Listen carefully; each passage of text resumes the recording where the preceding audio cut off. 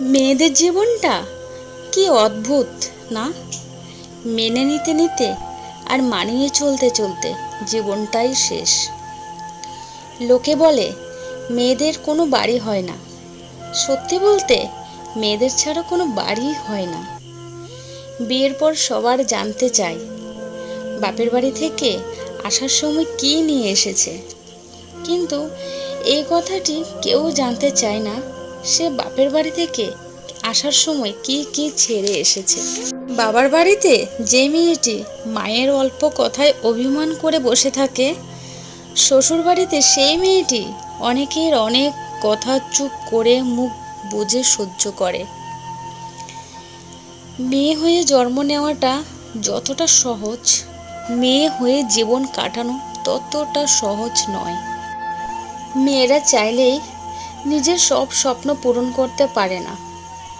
যেখানে একটা ছেলে শ্বশুর বাড়িতে গিয়ে 2 দিনও ঠিক মতো থাকতে পারে না, আর একটা মেয়ে তার বাবা মা ভাই বোন সকলকে ছেড়ে শ্বশুর বাড়িতে সারাটা জীবন কাটিয়ে দেয়। মেয়েরা খুব বড় অভিমানী, কারণ তারা পাহাড় সমান দুঃখ কষ্ট নিয়েও সকলের সাথে হাসি মুখে কথা বলতে পারে। মেয়েদের কষ্ট সহজেই কেউ বুঝতে পারে না। মেয়েরা চাইলেই একটু স্বাধীনভাবে চলাফেরা করতে পারে না। একটা মেয়ে যখন বাবার বাড়িতে থাকে তখনও সে হাজার সমালোচনার পাত্রী। চলার পথে হাজার নিয়ম বাধা। ঠিক করে বসো, ঠিক করে ঘুমাও, ঠিক করে চলো। লোকে কি বলবে, সমাজ কি বলবে, পাশের বাড়ির লোকেরা কি বলবে, আত্মীয় স্বজন কি বলবে, এই রকম হাজারো নিয়ম। মেয়ের জামাই যখন মেয়ের কথা শুনে তখন মায়ের গর্বে বুক ফেটে যায়। লোকের সাথে বড়াই করে বলে, আমার মেয়ের জামাই আমার মেয়ের কথা ছাড়া পাই ফেলে না। কিন্তু ছেলে যখন বউয়ের কথা শোনে তখন সে বউয়ের গোলাম, বউয়ের কথা মতো চলে। বউ পাগল, হ্যাঁ, এটাই আমাদের সমাজের নীতি। একজন মেয়ে যখন আপনার ঘরের স্ত্রী হয়ে যায়, তার চেনা শহর পরিবার নিজের সাজানো ঘরটা স্নেহের ভাই বোন ত্যাগ করে আপনার ঘরে আসে, আপনার সংসারটাকে আবার কষ্ট করে সাজিয়ে গুছিয়ে নেয়, মানিয়ে নেয় আপনার পরিবারের সকল সদস্যদের সাথে। তাই আপনারও উচিত স্ত্রীকে মূল্যায়ন করা, সঠিকভাবে দায়িত্ব পালন করা। একটা মেয়ে তখনই নিজেকে সুখী মনে করে যখন সে একজন ভালো স্বামী পায়। পৃথিবীর সকলের যদি কষ্ট দেয়, তাও যদি মেয়েরা স্বামীর কাছে ভরসা পায়, তখন কোনো কষ্টই মেয়েদের ব্যতীত করতে পারে না। একটা মেয়ে যখন নিজের সব কিছু ছেড়ে স্বামীর ঘরে যায়, তখন তাদের একমাত্র ভরসা স্বামীর উপরেই থাকে।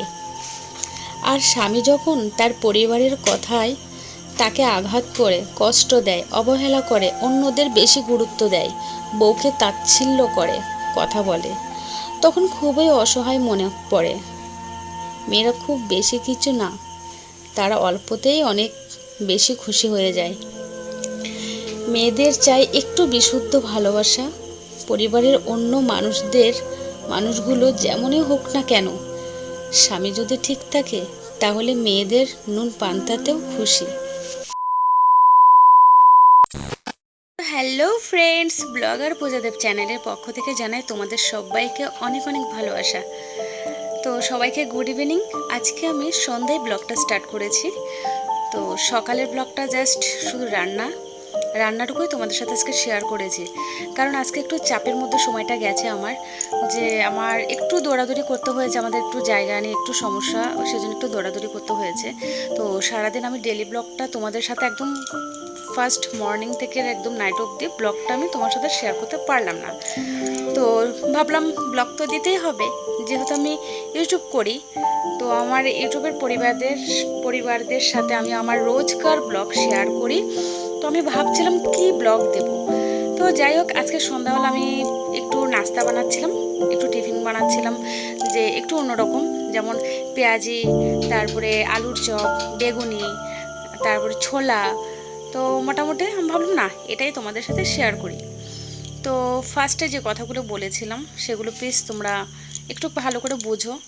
তো প্রত্যেকটা মেয়ের জীবনের সাথে এগুলো মিলে যায়, আমি মনে করি প্রত্যেকটা মেয়েদের জীবনের সাথে এটা কিন্তু একদম 100% মিলে, ঠিক আছে? তো আমার জীবনের সাথে অনেকটা মিলে, তাই আমি তোমাদের সাথে শেয়ার করলাম। তো যাই হোক, ভিডিওটা কেমন হয়েছে অবশ্যই কিন্তু তোমরা প্লিজ প্লিজ প্লিজ জানিও। আর আজকে ইন্ট্রোটাই একটু অন্যরকম করে দিলাম। তো তোমাদের আমার আগের ইন্ট্রোটা ভালো লাগলো না আজকেরটা, তো সেটাও কিন্তু অবশ্যই আমাকে কমেন্টে প্লিজ জানিও। তো আমার ফুল দেখো একদম না সব কিছু রেডি হয়ে গেছে। এখানে দেখো এটা হচ্ছে পেঁয়াজি, তারপরে এখানে শসা আর জিলিপি, আলুর চপ, বেগুনি, মাঝখানে হচ্ছে ছোলা ভুনা, যেটা করেছি আমি ছোলাকে ভুনা করেছি। আর এখানে দেখো আমি পুদিনা পাতাও নিয়ে নিয়েছি। তো পুদিনা পাতা দিয়ে সত্যি দুর্দান্ত টেস্ট, এগুলো সবগুলো একসাথে মুড়ি দিয়ে মাখা করে খাবো।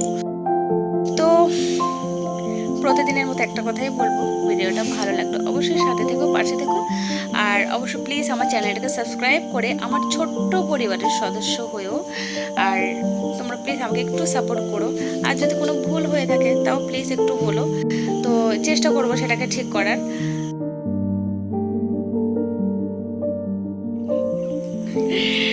বললাম না যে টিফিন বানাচ্ছিলাম, তো আমার বানানো কমপ্লিট হয়ে গেছে। আর দেখো আমার মনা প্রাইভেট থেকে চলে এসেছে, খেতে পেয়েছে না?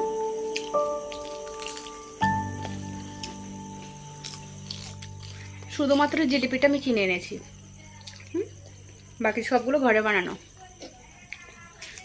শুধুমাত্র জিলিপিটা কিনে এনেছি আর বাকি সবটা ঘরে বানানো। আর আজকে সন্ধ্যের ব্লগটা কেমন হয়েছে অবশ্যই কিন্তু কমেন্টে জানিও প্লিজ।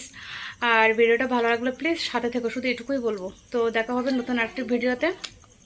সকলে ভালো থেকো, সুস্থ থেকো, টাটা, গুড নাইট।